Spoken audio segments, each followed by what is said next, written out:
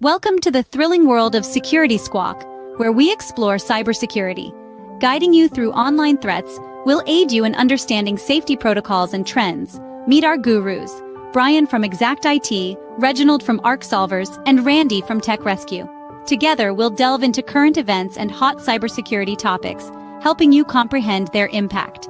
Stay informed, stay secure. Security Squawk, the business of cybersecurity. Buckle up, let's dive in. What's up, everyone? Welcome to the Security Squawk podcast. I'm your host, Brian, here with Andre and Randy. How are you guys? Doing great. And yourself? Doing well? Good there. You got a sweater on. Oh, dude, don't even. I do have a sweater on. It's cold. I actually turned the heat on today in the office because it was 50-something degrees when I walked in. Wow. So it was 40 outside. Wow. It's 42. So it's quite cold, quite quick. So guys, in this episode, we're going to unpack a series of alarming incidents that highlight the vulnerabilities that we live with today in our digital world. We're going to talk about this recent hack on the Internet Archives and what that means, what information was jeopardized there, and why that's important. And a new trend where hackers are using phone calls to deploy malware. And it's clear that cyber threats are becoming more sophisticated with the use of things like AI and ChatGPT. So we're going to dive into how threat actors are leveraging these tools to create malware and raising serious concerns about the future of cybersecurity. Plus, we're going to cover a bunch of ransomware attacks on companies like Axis Healthcare Systems or Axis Health Systems, Casio, the watchmaker or electronics maker back in the day.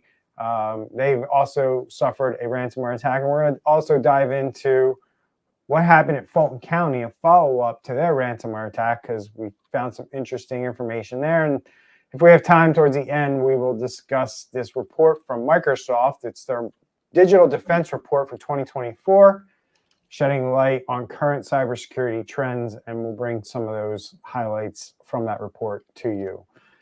Before we get into it, Andre has a commercial. Yes, so we don't have any sponsors or anything like that. All we ask is that you share, like, and subscribe to our show. And especially if you hear something interesting, maybe you want to just share it and say, hey, listen to minute number XYZ, because they're talking about some good points. So we thank you for listening. And again, we have no sponsors. No sponsors is right, because we don't annoy you with ads and sponsorships. Although we have one guy who's interested, a consultant, who's interested in sponsoring the show. So we might have to do commercials for him anyway. So let's talk about it, guys. The Internet Archive got hacked, and it's kind of a big deal. There's a lot of different things that can happen with this. That on the surface, it's like, so what? The internet, the Wayback Machine got hacked. So what? So let's talk about what could a threat actor do with the Wayback Machine? Like, why is that critical? Because a lot of people are saying, this is a crucial piece of the internet. If you don't know what the Internet Archive is or the Wayback Machine, it's essentially a digital library that preserves billions of web pages and historical documents that are on the internet. So if you've had, we've had a website here at Exact IT since 2004. So if you go on this website, you can basically see points in time of what our website looked like over 2 decades. And all of that information is retained by this company for almost, I guess, infinitely, right? You can go back to when the domain was registered, and it'll basically tell you whether the site was active or live or, had one of those park pages or anything of that sort. And when it detects changes to the website, you actually see a little highlight in the timeline. It's like, hey, the website changed here. So you can kind of go and see what those changes were. It's an interesting piece of technology that's been around for a long time. And I think it's used for a lot of different things. I know from cybersecurity and a hacking standpoint, it's that online intelligence that's out there, that public intelligence that people use to target or figure out who their target is, or things that they might be able to do to a certain company or website. There's a lot of information. Like think about this is one thing I think about with the Internet Archive machine, right?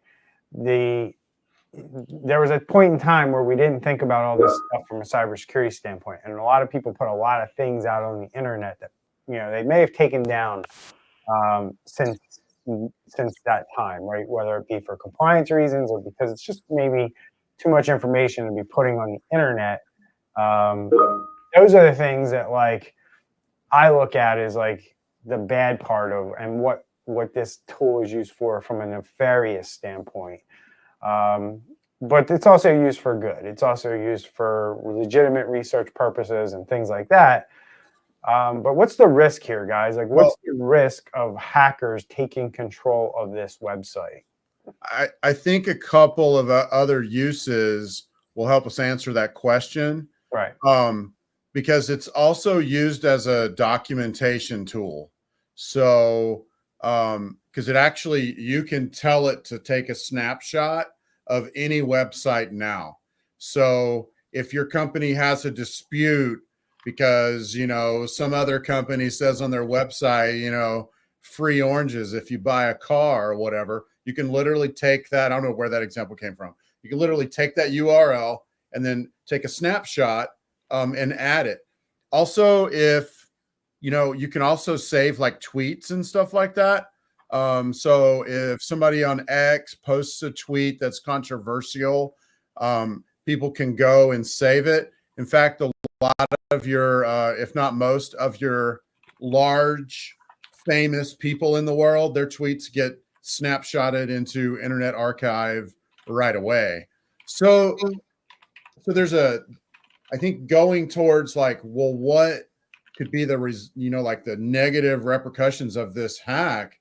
I mean, so far it sounds like they weren't into that actual database, but I've often thought when I was adding stuff, like a criminal might want access to that. I don't remember which show it was. I think it was Sons of Anarchy, where like there was some like recording or something that incriminated them. So they like ran into the police department and then like shot this giant magnet or something through the wall to like blow out the recording.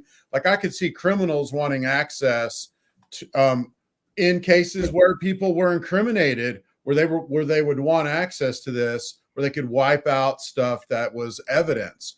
That would be one of the reasons. Plus, it also sounds like it's super popular. 31 million passwords were stolen. So there's another huge reason right there to get in there. Andre, your thoughts on this one? Uh-oh, we can't hear you.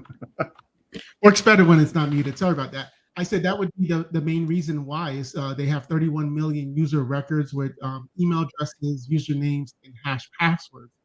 I would want to say, why is Wayback even keeping that? Is there a way they can just exit out or delete it or whatever the case is?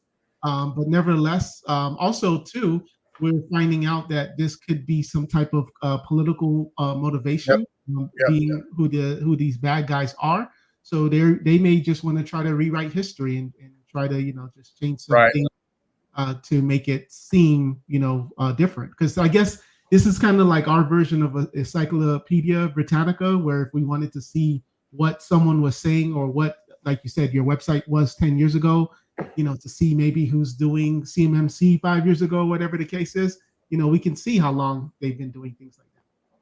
Yeah, the internet technology is nothing, and a lot of these scams and hacks are predicated on the fact that people become so used to using something, and the trust level goes way up with something like the Internet Archive machine or Wikipedia. If somebody gets control of those and controls the flow of the information, they could really skew people's views, opinions, things like that of what's going on out there in the world. So those are the things that, are concerns when something like this gets taken over. Plus, think about it. When you go on the Internet Archive, right, you see web pages, right? And those web pages have links that might still be active. Well, you could take like IBM's website and change a link to a malware page that you control. Yep. Right. And they click on that link thinking, where does this go? And it doesn't go to another page on the Internet Archive. It goes to, some server that's hosted by a cyber criminal that now has, something malicious embedded in it that is now on your computer. So the good news is that it's back up, and it seems like they've done enough digging to figure out if things like this have occurred, and it appears that they feel like they have things back up and running to a point where there isn't any malicious code embedded or anything malicious going on in their system anymore. We'll find out, but they are back up and running at this point. And the Internet Archives are available and back up again. So it's good that they got back up, because I know a lot of people use the service, but this is what you have to be careful of when you rely and start to put your trust in these services, because I think the same thing, like I said, with Wikipedia could happen, and that could be really bad, because I think a lot more people use Wikipedia than the Internet Archive machine. Yeah, I'll be curious to know if like OpenAI, ChatGPT uses Wayback Machine for information as well. That could then kind of filter in bad queries. And then last thing is, I did check. They didn't say the exact, but they did say millions of users a day use Wayback Machine. Yeah, not surprised. And the chat. I'd be willing to bet big bucks that they've already used the Wayback Machine to train ChatGPT, just because it's an archive of everything that's been out there. Maybe they haven't. Maybe they told it to stay away so they wouldn't get bad information. But all the chats, all the GPTs, they all make up stuff. So I don't know what a little bit of bad information is going to do. Anyway. So we got a couple comments, questions that have come in. We'll hit those in a little bit, but I want to move on to this article on the phone call-based malware attacks, guys.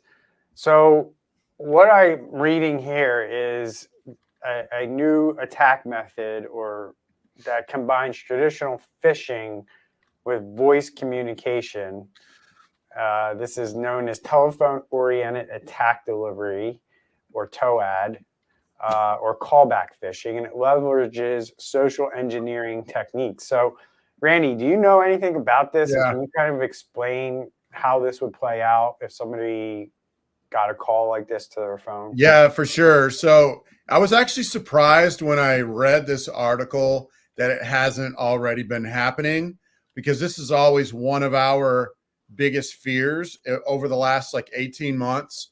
We had 3 different C-level people that we know that got the email. So the email comes out, it's a phishing email, typically from a legitimate PayPal account, a legitimate QuickBooks account, or something like that. But basically, one of the ways they'll get you is try to get you to call them. It's what they want to do. And so maybe it says, thank you for your order of McAfee or whatever.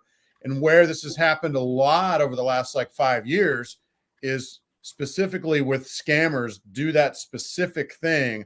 And then they have this whole thing that they do to try to get you to give them money. Where they're going here, taking it to the next level, which, like I said, I was extremely surprised that this is a new thing, where taking it to the next level, instead of these same 2-bit scammers that are doing the same thing, we have higher level criminals that are now pushing malware to your site, to your computer once they make the connection to your computer. So I'm not sure if they're doing the exact same spiel. Oh yeah, let us get that, McAfee invoice refunded or whatever. Hey, we're going to need to log in. They've been always doing that. But now supposedly pushing malware to the computer to get access. So that's basically a lot of the gist of what's going on. Well, this is very similar to how the MGM hack happened last year, where you had an employee give out, information to someone they thought was IT support. So maybe they're seeing that, they made some good money there, and this would be an opportunity to do it again. Yeah, and I mentioned we saw 3 C-level people do this, where they got the email from a legitimate PayPal account. It wasn't their charge, and so they called basically a number, and then we had application control, process control in place. So when the hackers tried to remote into their machines, they couldn't do it. So it's basically along those lines. There's a YouTube channel, Scammer Payback, where he just focuses on just the ones trying to rip off individuals. But it is very eye-opening. What's that? Hello? Yes. What'd you say? That's right. But it is very eye-opening. My wife and I love to watch this show. It's very entertaining and also eye-opening at the same time. So Some of those are long, dude. Yep. So it's pretty amazing. Some of the other stuff that I saw statistics-wise is there's about 10 million of these attacks monthly happening to businesses and people. It happens to about 67% of businesses versus individuals, which is pretty interesting to me. This Conti has started adopting some of these tactics to get initial access to victims' networks. So that's another thing, is that these ransomware groups are kind of looking at this going, well, if they can get in and try to steal money out of their bank account or try to steal, get them to buy gift cards, we could probably get in and deploy ransomware, right? Yep. The same way, right? Yep. There's a lot of keys that they've learned, like using professional sounding callers. They know that works better than having people that don't sound professional. So all these things are changing and adopting, right? They're learning from look, it took 20 years to get rid of the Nigerian prince emails, right? To finally not see those anymore. And now they've evolved from the Nigerian prince emails to what we see today, which are very effective phishing emails. And this is going in the same route, right? You're not going to have people with crackly phone lines and, hard to understand people calling you. You're going to have people calling you who sound just like you. Mm-hmm. And you're going to trust them, and your guard's going to be down because it doesn't sound like a typical call center to you. Right. They're hiring multilingual call center operators to work in these call centers because they don't know who's going to pick up and what language they're going to speak. So people being able to speak multiple languages only increases the chances of their scams working. And a lot of these are adopting their social engineering techniques and becoming more advanced with what they do and how they do it. So what does this mean? It means that businesses need to prepare. They need to train their staff for these evolving tactics. Everything I just laid out to you should be part of your security and awareness training, letting your employees know that this is what a phone call looks like today. This is what you should be on the lookout for. And if you receive one, this is what you should do.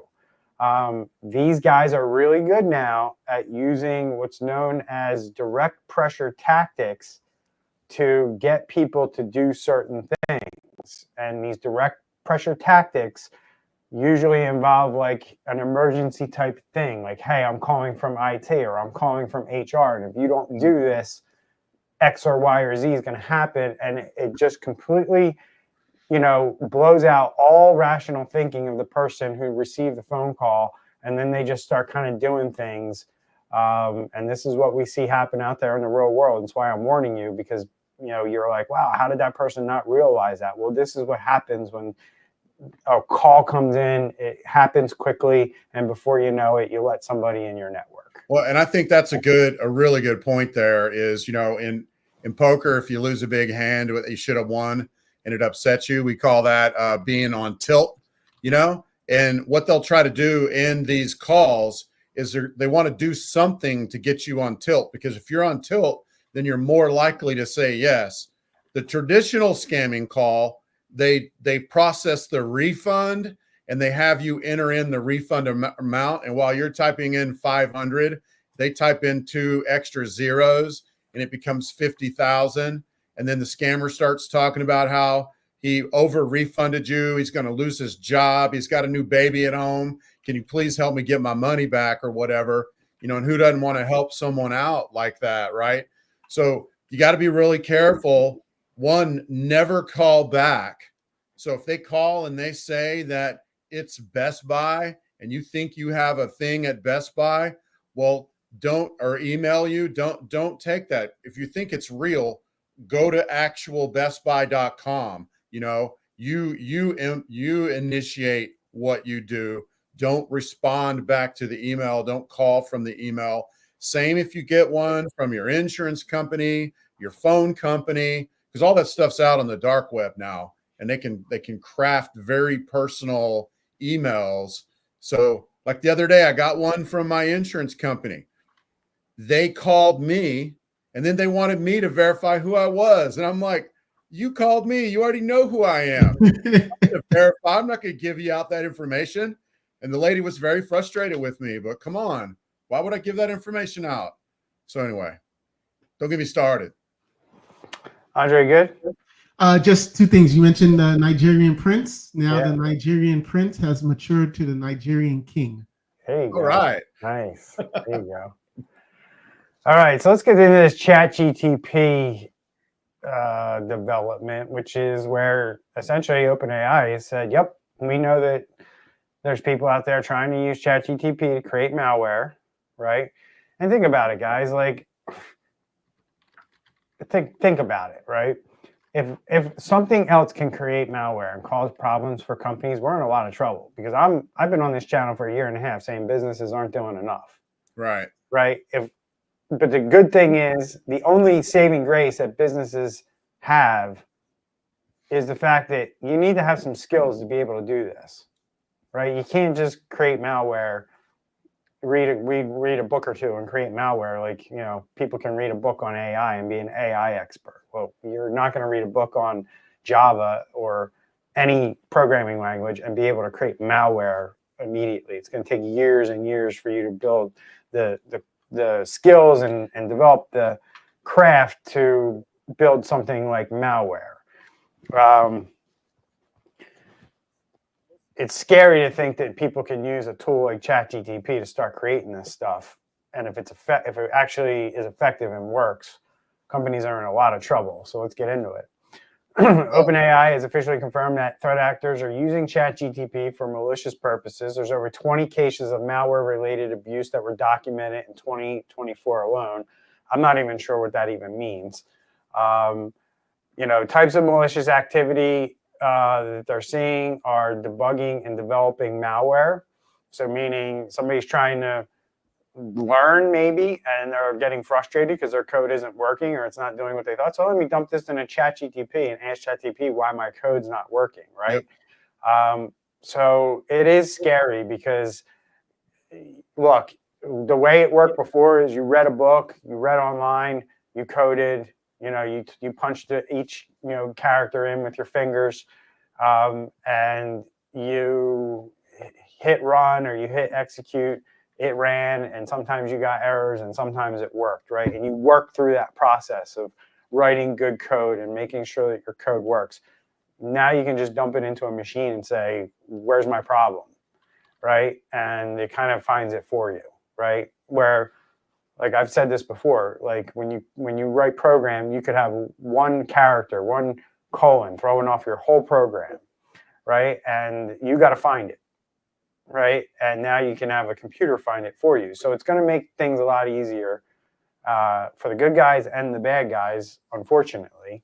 But they're also seeing activity around generating content for phishing campaigns, like we talked about earlier, spreading disinformation on social media, and researching vulnerabilities in industrial control systems or operational technology, as we talked about in the green room. So what do you guys think here? Well, I mean, the downside of this, big downside of this is I like to use ChatGPT and other large language models to learn, to study things that are going on out there. You can look for trends depending on which one you're on. And so some of the things that are going to raise red flags, like, looking for vulnerabilities, how to overcome vulnerabilities. There's some of those that for the good guys might raise red flags because the bad guys, quote unquote, are actually doing that as well, and you said implications for the bad and for the good guys. That's what I thought about, was some of these are legit uses, for a cybersecurity professional, to be able to look into some of this stuff. I like to let it look at large numbers of emails and bring back, summaries and stuff like that. That's not so much cybersecurity, but anyway, just that's my concern here, is that some of these activities might be legit from legit people, and they need to be able to tell, is this legit actor or not? And maybe they can do that by having them sign up as, I don't want to say like a developer, but signing up or authenticating their account some way to some, like, hey, I'm with UF Research and you'll see me putting these things, but here's my credentials. I scan my log, scan things and whatever. But I did do a Google search to see what is the percentage of internet traffic that is being used for illegal purposes. And they're estimating about 10%. So 10% of the internet traffic in the world is for illegal stuff. So so just imagine with GPT and those things, it's going to be even more. A couple of things I'll point out as like silver linings around this, because it is scary, because it does lower the barrier of entry for developing malicious code.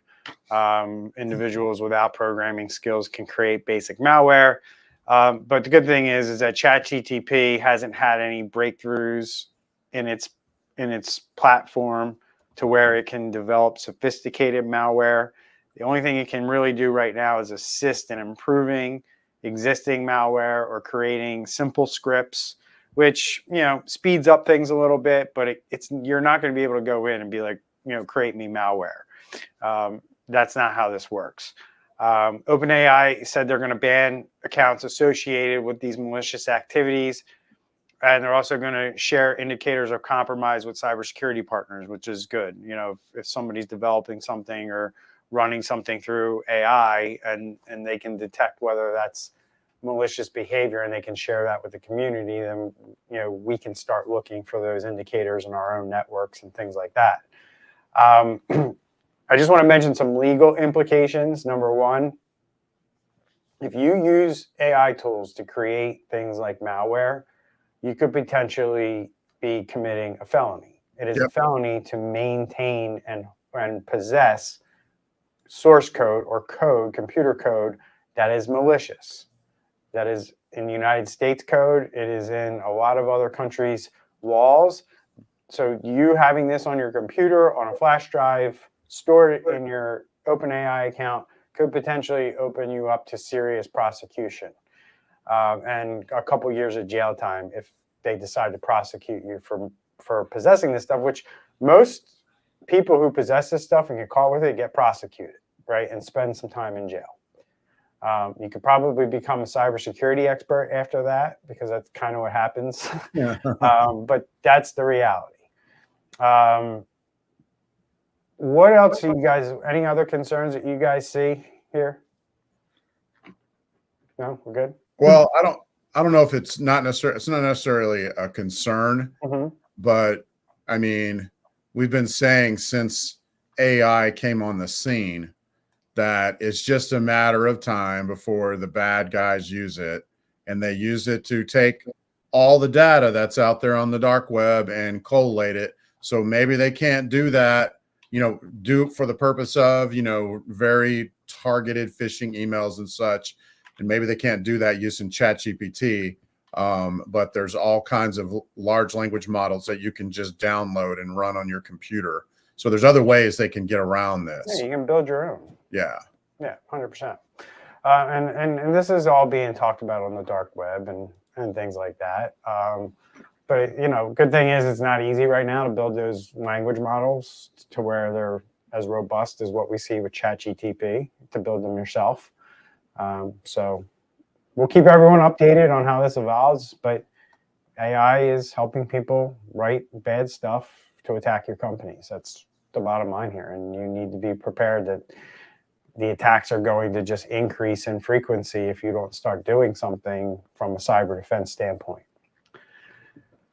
So let's talk about two companies that got hit, guys. It didn't do such a good job with their cyber defenses. We'll talk about Axis, and then we'll talk about Casio.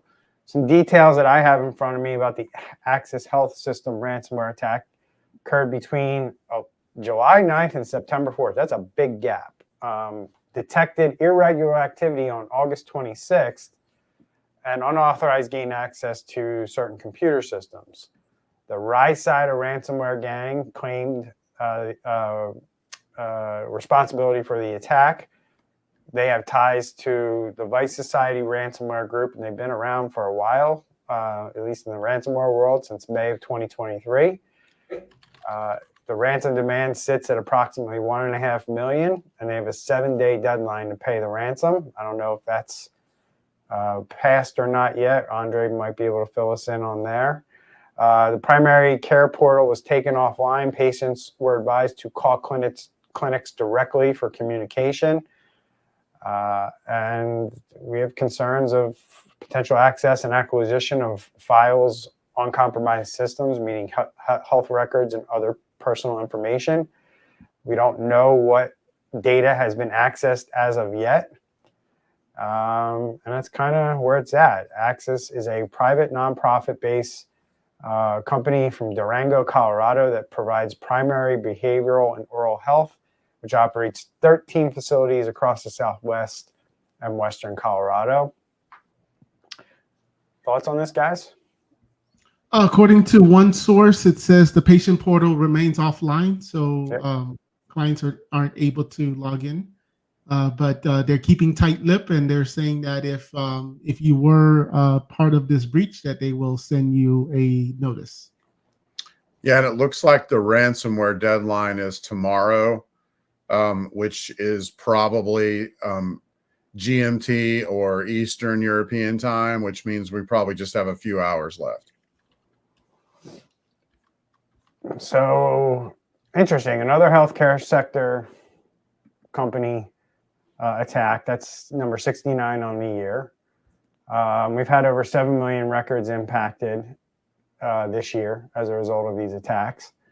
And the average ransom demand on these healthcare companies is about $813,000. So just about $1 million. So anything you want to talk about from a preventative measure, or what, this, I guess overall for me, it's just, we need to do better from a robust cybersecurity standpoint in the healthcare industry.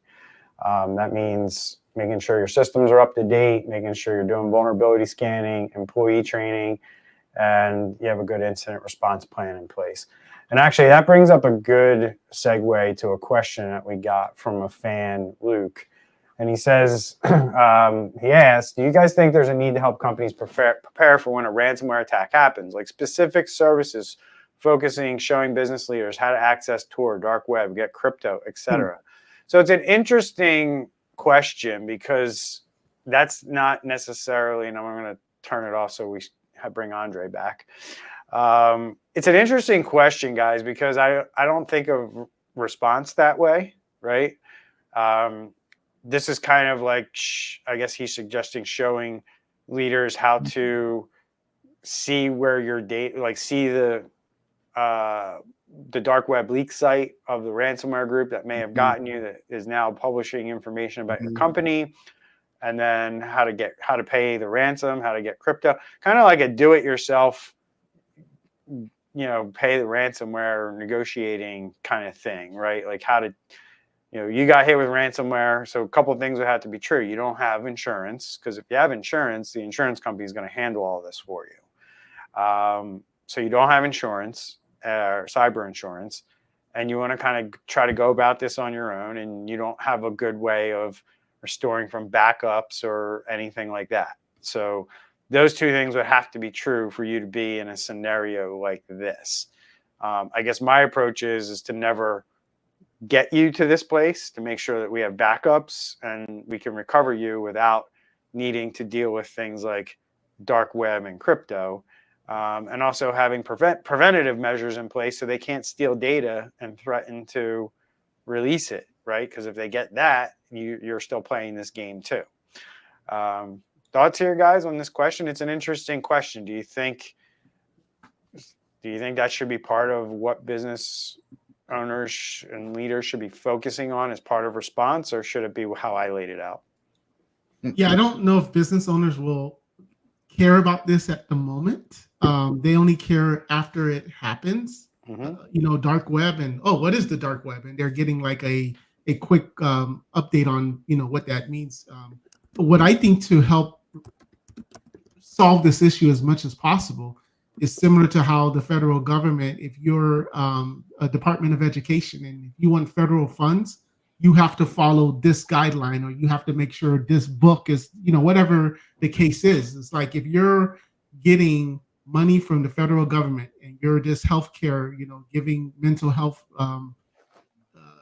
help issues, you should then report to the government to say, I'm certifying that I have these 20, 30 items that you require, be it training, zero trust, whatever the case is. And I think that would really, really help. I know it's not answering the question, but I think that would be a better way of addressing the top CEOs to then, or boards to then fix the situation. One more thing. Remember, this is also mental health care, right? So we could see that if this 1.6 million isn't paid, they're now going to go after the clients, the patients, and say, we have your information. We know you have these issues. And if you want the world to know, then if you don't want the world to know, you need to pay us up, because, your hospital clearly doesn't. Yeah, that would be interesting. We've not seen much of that, but like individual ransomware, like, hey, we've got your data. Do you want us to release it? Well, I was going to say something kind of grim here. When they go through trying to get people to evacuate for hurricanes, I've seen this in Texas. I know Andre's seen this. If you say, no, we're good, they hand you a big old fat magic marker and they tell you to write your name and your social security number on your forearm, because they say, when we haul you out dead, we're going to have to identify you. So I don't know if this is a good business model, but you could use it from like a marketing standpoint. Hey, if you don't reach out and get proper cybersecurity, you're going to have to be fishing, for info out on the dark web. You're going to have to be like buying Bitcoins and sending them to criminals. And, it's going to involve you in all kinds of dirty, gross stuff that you'd probably rather avoid. Or, maybe, hey, this is what it would look like. Here's how we can avoid that part of it. And that's just being prepared and not having to deal with them. So in other words, the FBI would just turn the other way and say, not our problem. You should have done a better job in protecting yourselves. Yes. Because all of these articles, especially the bigger ones, we always see them running. Oh yeah, we contacted the FBI, and not to say they're even fully helping them. You could, anybody can contact the FBI, but that would be a good way too, because just like with Microsoft, if you get, your 365 account gets compromised, good luck with trying to reach them to, get things resolved. Exactly. You're really on your own. You can open a ticket with them, sure, but Yeah, there's going to be no urgency behind that. Yeah. So real quick, do you got to go? I actually like Luke's comment there. If we want to talk about that real quick, the last second one? part. Yeah, about the well-being service focus on. Yeah. So just real quick on this, and then going back to kind of what Luke brought up, do you guys feel like the cyber insurance is prevalent enough in businesses to where this, like, that's the thing? And then maybe Luke, I think you are closely related to something that happened out in London, if my memory serves me correct. So I don't know if your experience is kind of leading you down this path or not, but I would imagine that a lot of these companies have cyber insurance. Like a lot of companies we deal with have cyber insurance. I mean, some don't, but most do because they're like, look, if I'm not going to do cybersecurity like I'm supposed to, at least I'm going to get insurance, right? So if something bad happens, I have some coverage. I think that's a thought process. How prevalent do you think that is? Because I kind of lean towards like 80 to 90% of businesses have cyber insurance. Are you guys on board with that or no? I don't know if it's that high. In our contract, we require it, but I think most of our, especially on our side, like it's a $5,000 to $8,000 expense a year, so they could afford it. But I'm sure once you start getting 400 employees, then that may be a different conversation. But if you have that much, then you definitely have to budget it. I mean, I just feel like a lot of this will be taken care of by the insurance companies. Like there's no real market here for what he's suggesting because a lot of those things are going to be taken care of by the insurance companies. I don't know if we're wrong there, Luke. We might be wrong, and maybe people just don't know, and it's just that prevalent. Time will tell. But I just feel like a lot of companies have cybersecurity insurance as a backstop, which covers a lot of this. Okay. But I was going to say the reason why I don't think this will happen is because we've seen how they treated their employees when there's a ransom.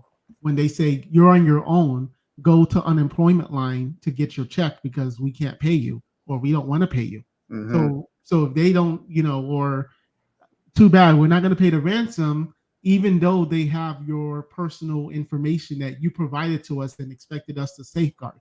So because of that, I don't think employers are going to now start doing, well-being, bringing dogs and stuff to make them feel better. Like I just don't think that's going to happen. Oh, that mic's messing up. Can't hear him. Can you hear him? Yeah. No. Go ahead. Yeah. So I think what you were saying there is essentially. You don't think the companies are going to provide support to their employees after an event like this, right? Right. Given that we've seen how they've already treated their employees and not paying ransom. I agree, and I agree with you, and I think that like that's the last thing on their mind. They got to spend so much money on recovery data and new systems and things like that. There's not going to be they'll be lucky to survive. Their business, let alone adding all these additional services and perks and, support for employees for sure.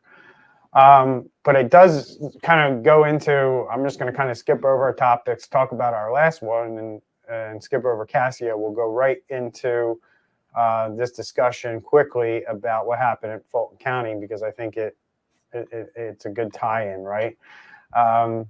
They're saying now that a single employee mistake led to the ransomware attack on Fulton County, Georgia in early 2024.